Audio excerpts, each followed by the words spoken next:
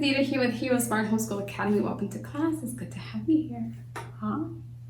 This is our grammar class, and we're going to be talking about this phrase belong to today and making sure you know how to use it properly in a sentence, making it, just making sure you're able to keep the verb in agreement with the subject. We'll talk about that after we open up with a word of prayer.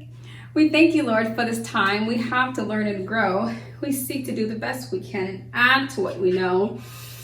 We love you, God, with all our hearts, and to others love we show. Pleasing you is our goal. Now to our lesson we shall go. In Jesus' name we pray. Amen. Amen. So, the phrase here is belong to. belong to. And, so yes, so let's get started. It says the coat blank Liz, but the jacket blank to me.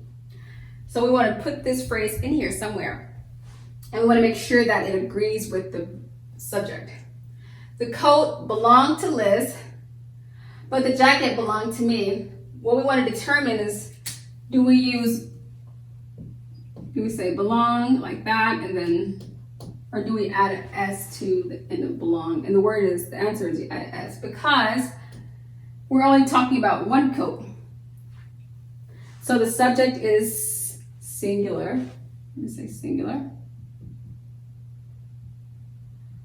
And so we want to make sure that our verb is also singular. That's why we have an S here. So both need to be singular.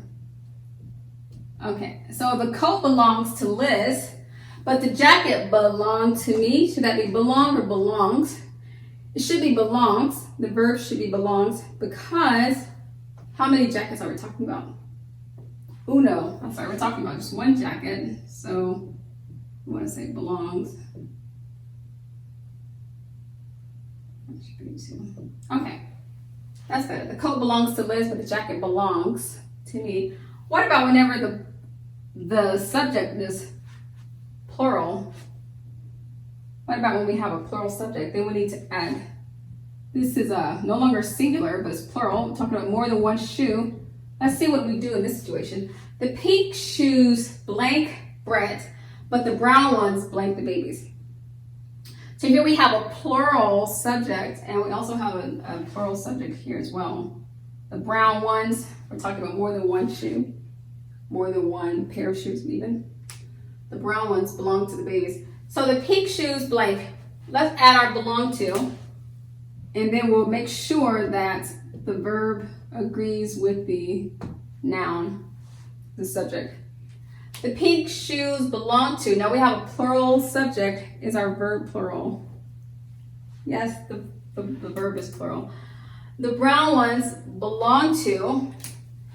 We want to make sure that the verb here is plural. How is our subject plural? Yes, this is plural. Is our verb plural right now? Yes, this is plural. Check mark. Good job. The soup blank Chris and the crackers blank Mike. So the soup we're talking about, this is if you were in our class last week, grammar class last week, we talked about countable versus uncountable nouns. Remember that? The uncountable nouns, we talked about with things like water, salt, flour. Those are nouns you can't count.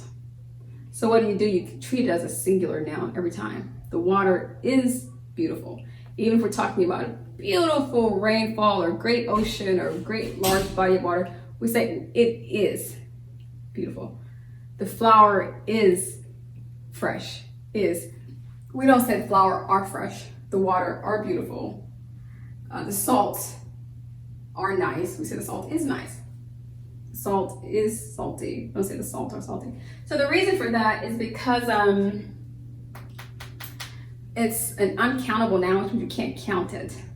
Soup is very much like that. I just wanted to share that with you. So soup is uncountable, which means it's going to be treated as a singular noun. So even if it was a large bowl of soup, we still treat it as a singular noun. That means our verb needs to be singular as well. Singular verb. We have belong to. Do we need to add an S at the end of belong?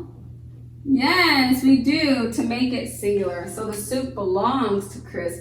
And the crackers, who do the crackers belong to? They belong to Mike.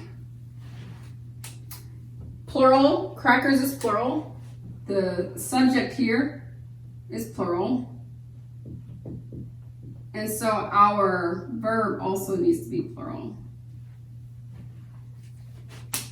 Does that make sense? Yeah, that makes sense.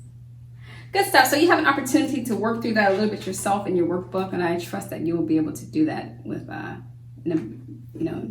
easy. It should be hopefully pretty easy for you, considering that we spent some time looking at how that phrase or verb phrase, how it fits in a sentence with both singular and plural subjects.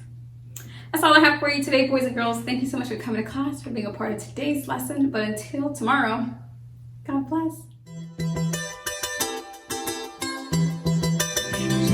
I'll be your hero's buddy, and as you study with HeroesMart.